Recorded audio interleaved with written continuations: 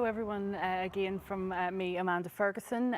We're here for our next session, which is taking flight. We're going to be pondering which technologies will help fuel a clean and green aviation industry. So we are joined today by Clay Dumas, former climate change advisor to President Obama. He is the partner at Lower Carbon Partners in the USA, which was set up by Chris Sacca, funding green tech. And we're also joined by Anders Forland, CEO of Heart Aerospace, developing electric aircraft in Europe. Very welcome to you, gentlemen. Thanks for joining us in Belfast today. If we could maybe just start with you, Clay, for a few opening remarks about the work that you're doing and what excites you at the moment, and then we'll move on to you, Anders, if that's okay.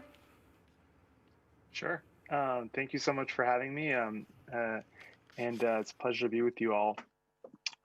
Just to give a little bit of background, Lower Carbon is an early stage venture fund that backs companies all over the world that are working to, as the name suggests, bring down CO2 in the atmosphere. So we think about that in kind of three big buckets. The first one is technology to reduce emissions in really hard to decarbonize sectors. So heavy duty transportation, as we're about to talk about with Anders, but also areas like chemicals and protein and agriculture, and chemicals and some of the big drivers of global emissions. The second bucket for us is carbon removal. So, even if we turned off emissions overnight, there is so much CO2 in the atmosphere that we have locked in warming for decades, if not centuries, on this planet. And so we're actively thinking about technology that can help to bring CO2 out of the sky and put it back underground, or conversely, turn it into some useful chemical byproducts and power and create a lot of the goods and services, or the goods that we make in the world. And the third category for us is the third leg of the stool is how do we buy time for the people and ecosystems that are on the front lines of climate change. So this category investing isn't specifically related to CO2 in the atmosphere, but it is a function of how we attenuate the effects of climate change and changing weather, and especially increasing heat, as we saw here in the United States over the last week. I don't know if the news made it to Belfast, but in the Pacific Northwest, parts of the country that are usually very temperate this time of year, they saw temperatures up as high as 47 or 48 degrees Celsius. And so I think we're going to see those kinds of outsized weather effects all over the world. We're already seeing it now, and it's going to get worse. And so thinking about how to help people deal with those consequences and adjust and adapt is a big part of what we're doing as well. That's great. Thank you very much for that, Clay. Yeah. I think we're going to move to Anders. If you want to give us some of your remarks, you're very welcome. Thank you. It's very nice to be part of this conference, and I'm calling you in from Gothenburg, Sweden, where I'm actually down in our hangar here. And so I'm a founder and CEO of a company called Heart Aerospace, and we're building an all-electric aircraft for regional passenger travel. It's a 19-seater aircraft that's driven entirely by batteries and electric motors. You're actually seeing behind me here a full-scale version, a demonstrator of an electric motor that is actually the size of a small jet engine. And this is based on this technology. We're going to build an aircraft that's going to be certified in 2026 to fly regional routes completely without emissions. Thank you very much for that. My opening question was about something that Bill Gates had mentioned recently. He specifically singles out battery-powered aircraft, admittedly large passenger jets, as technology that can't work. Is he wrong? Well, I mean, I think that first of all, you're not going to be able to cross the Atlantic on a battery-powered plane anytime soon. But I think what most people sort of sometimes equate air travel with long-haul air travel, and I think it's wrong. Actually, the vast majority of departures worldwide are short haul. Actually, about 1/3 of emissions are from flights that are under 1,300 kilometers. So we're not trying to address all air travel. We're trying to look at a part of air travel that's a larger part than people think, that is part that's growing, and that can be done sustainably by using batteries, and also, most importantly, has a really good sort of economic incentive, because switching jet motors to are expensive and difficult to maintain, to electric motors, which only really have one moving part, you make flying much more viable in small aircraft for short haul routes again. And we think this is important because air travel is growing in many places of the world where there's no other infrastructure. Okay, that's great. Can I just jump in? I want to add one thing, Yeah. and this is particularly in the I mean, Anders is in a hangar now, and he's got a full-scale powertrain behind him. So this is a particularly apt, or at least timely comment I want to make, which is that when we met Anders, Hard Aerospace was basically him. Like he barely had anything I would even call a design for an aircraft. But he had a very compelling story about how electrification has really been overlooked for this critical regional segment in short-haul flights. That was like 2.5 years ago. And at that time, basically every aerospace engineer we spoke to as part of our diligence, I mean, people out of Boeing and Airbus, they all told us, forget about it. An electric plane is never going to fly. The battery's too heavy. And fortunately, my partner Chris and I came in with zero preconceived ideas about the aerospace industry, and we arrived at a very different conclusion, obviously. And just to be explicit, we're backers of Hard Aerospace, and just in those 2.5 years, spending, I mean, I don't know if this is totally public, but not more than a few $1 million on a team that could, I think, still probably fit inside one of your planes, Anders. Yeah, at least when we build this, we could comfortably fit in the plane. Now I think we can fit in 2 planes. Okay, great. And that team has built out a full electric powertrain, subscale prototypes of the plane itself, and thanks to all the fancy software that's out there, they've actually flown this thing in cyberspace. It's gonna be a little bit longer, admittedly, before there's a physical plane in the sky. But at this point, there's really no mystery about whether it's gonna get up there. So one thing I would just emphasize, and this is true, from my perspective, not just in electric aviation, but in so many categories that are going to be really relevant to emissions and the climate, is that innovation is happening so fast today, and the costs of building hard tech are coming down so quickly that I think even people like Bill Gates who do this work for a living are going to be surprised once in a while. Okay, thank you very much. What can customers do to speed up the transition to electric regional aircraft? How can the person in the street tell Air France or BA or Delta to sort of make the move? Anders, can I jump in? Yeah, sure. All right, great. I mean, one thing I would say that is just, and Anders is going to have a better answer for this than I will, but I'll just give an investor perspective for a second, which is what I love about Hard Aerospace is that airlines don't need to be pressured by customers to make this switch. They're going to do it on their own because the planes they're building are just cheaper to operate on a passenger mile basis than the turboprops that burn Jet A. So the pressure is as likely to come from the greedy, the greedy shareholders in their boardrooms as it is to come from Greta. The reality is just that in a business like airline travel, a really margin-obsessed business, the airlines are arriving at this conclusion on their own. And, I mean, I think Anders would tell you he has the inbox to prove it. Yeah.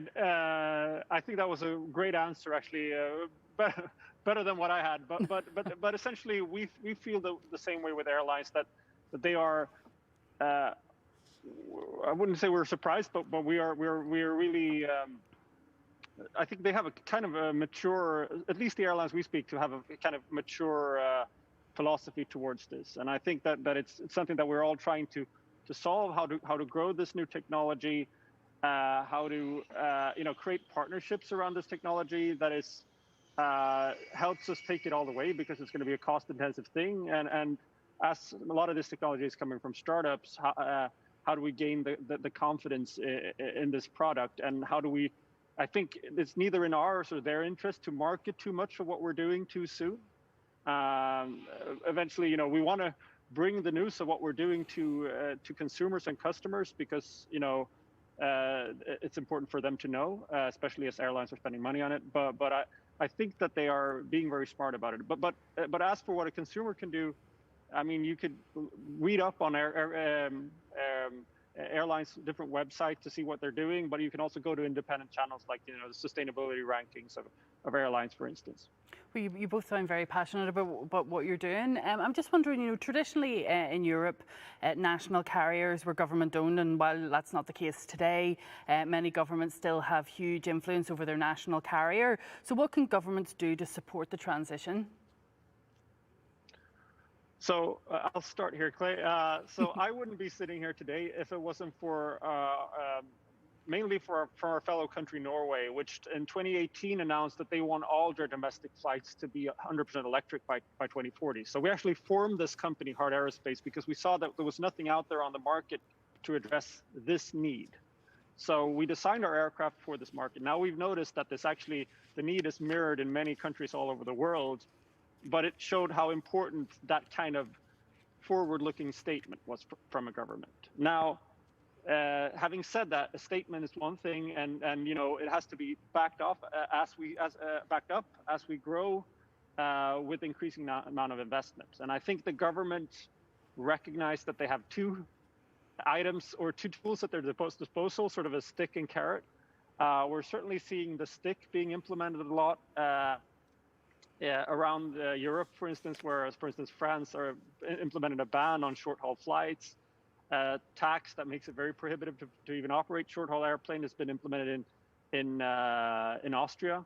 But I think it would be a better approach if some of that taxes, the revenue from those taxes and other funds would be accessible for us and for the airlines to actually support us in making this transition.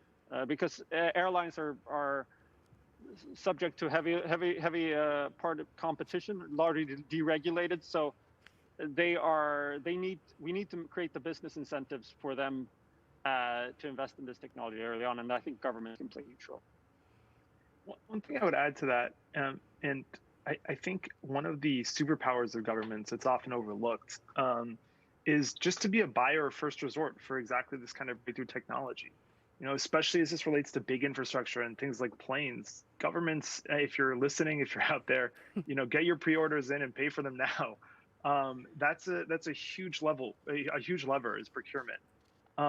The other thing I would just note, and I say this from my own perspective in governments, having spent the second Obama term in the White House, is that I think with respect to climate, and this is a newfound perspective. It's not where I started 4 years ago, but technology is unfolding so quickly that this is one of the times where I think technology will really have to guide policy, and policymakers will have to be responsive to the actual technology they see. I mean, so much of what we're seeing among our companies and our portfolio, which by the way is global, right? I mean, I think part of the reason that I snuck onto this conference is that we have a big portfolio in Europe, and what we're seeing across so many different companies are things that the experts in those fields, people on the cutting edge 3 or 4 years ago would have told you it'll be decades off. Mm-hmm. And that's a function of there's a lot of factors. I won't go into all the factors that are creating this world that we now live in.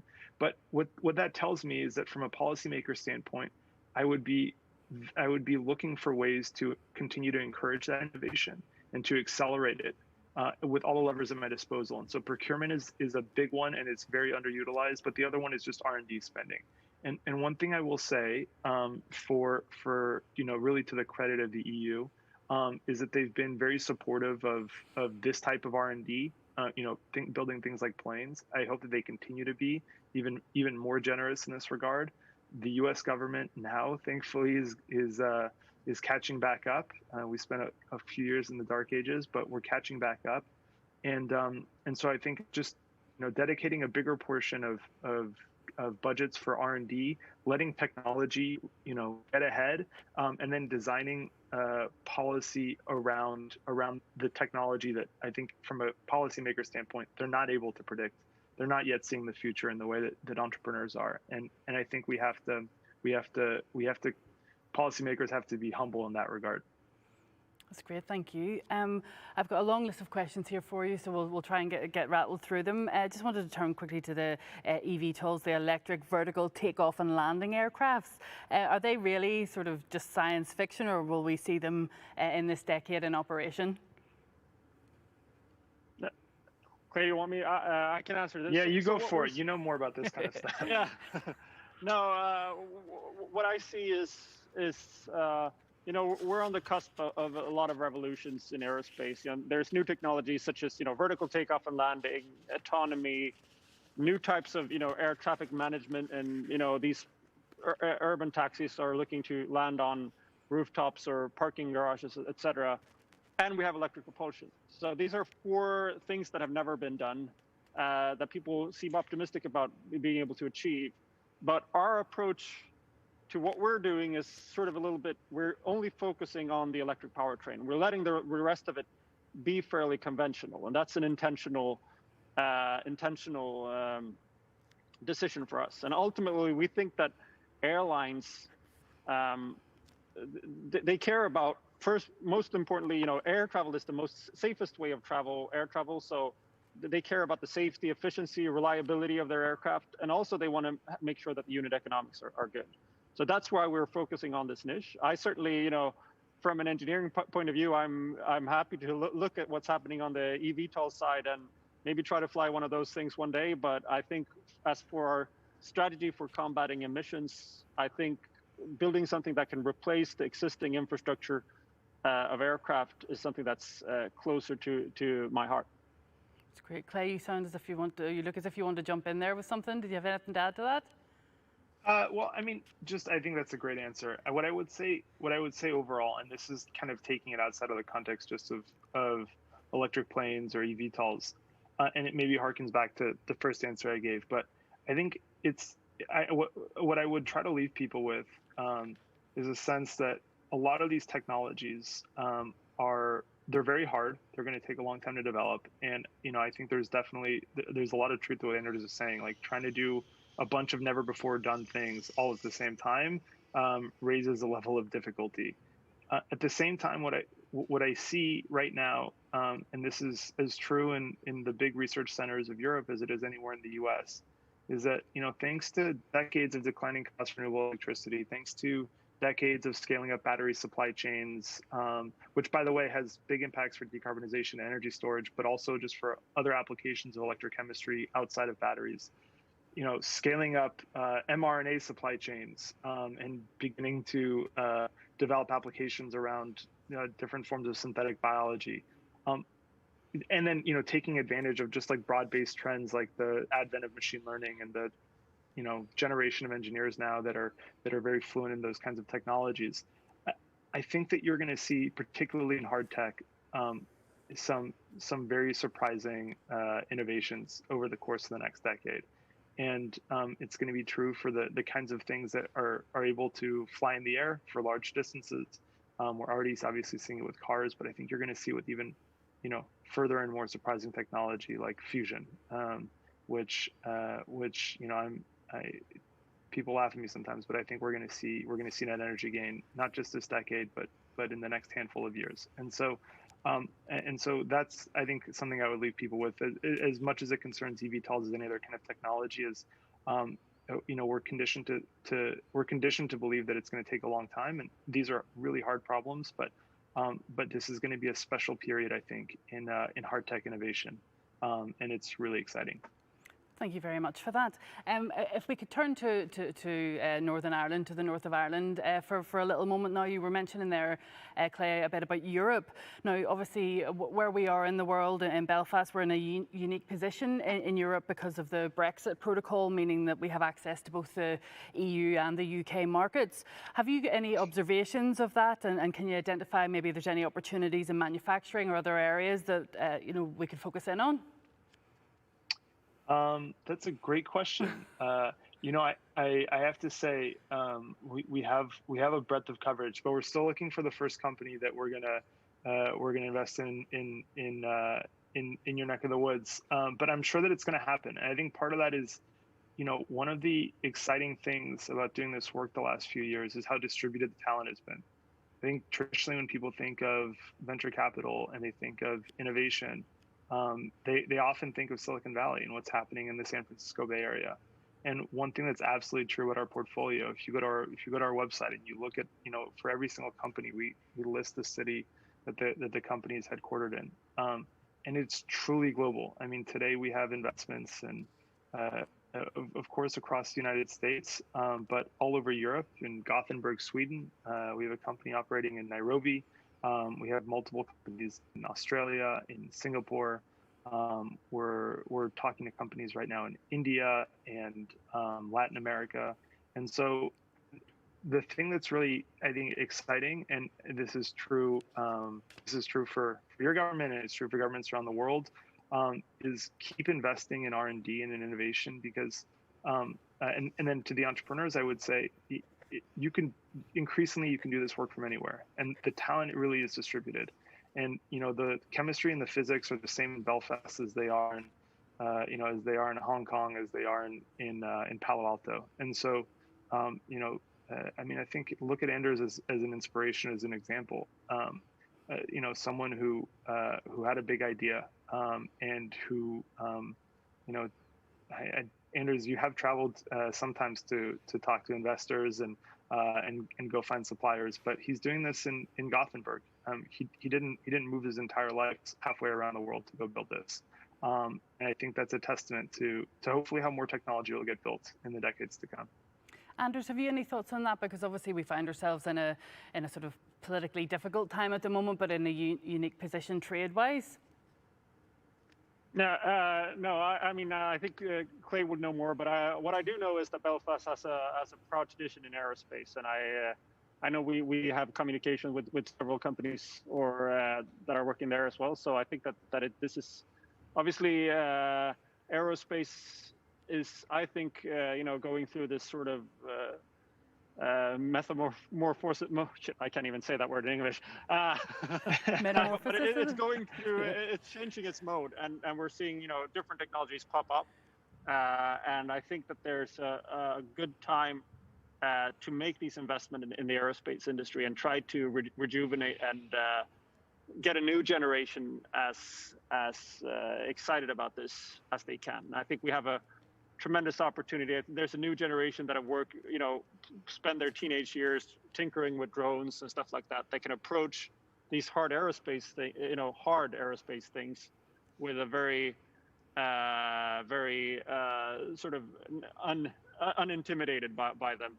So I think you just need to capture all of that enthusiasm, all of that talent, and get them into the world of formal aerospace development. And it's also a little bit of to me, I think there's these generations of where we have good aerospace engineers, and a large part of that generation that sits on a lot of knowledge is retiring or close to retiring, and making sure that we don't lose that competence as we make sort of a generational transition, and so we can actually increase at this. Because I think the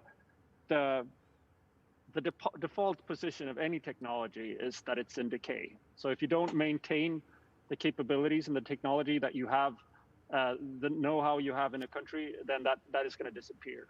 And so I think that this is really important. And when people ask me, some people say that electric planes are, it's not going to happen in 2026. It's going to happen in 2050. Well, it really matters it's not the act of time passing. It's the act of engineers coming together, doing things, money being spent, all of this stuff that actually pushes the technology. And I think what hopefully we've shown with the demonstrator that we have back here and the time in which we've scaled this company is that we can actually do things a lot faster, but they're not going to happen by themselves. That's great, thank you. It sounds as if governments and the universities and colleges all have a big role to play in this to keep up, and what you're both doing sounds very exciting. Time has beaten us today, gentlemen, but thank you very much for your contributions today. Thank you very much for joining us, and we hope to see you in Belfast next year.